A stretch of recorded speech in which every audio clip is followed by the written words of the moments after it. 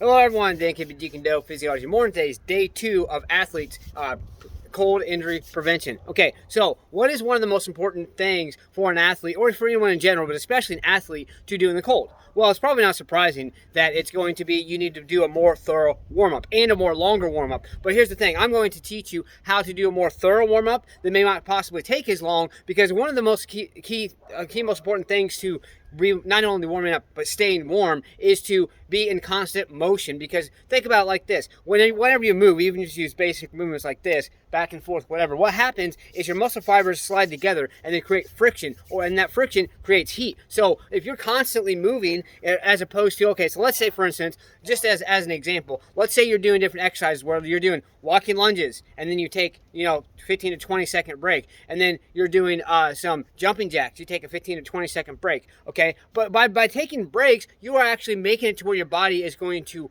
have to do a longer warm-up, not necessarily more thorough. So instead of actually taking breaks in between, what you want to do is you want to keep your body constantly moving.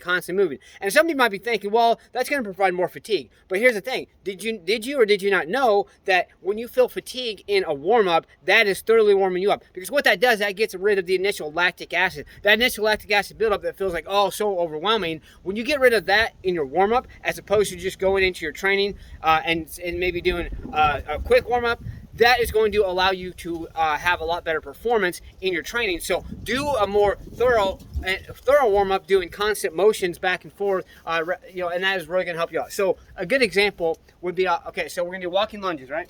Come back here. Boom. Walking lunges. Okay, so 11, 13, however it may be, doesn't matter. Okay, so walking lunges, then go right into do maybe some jumping jacks.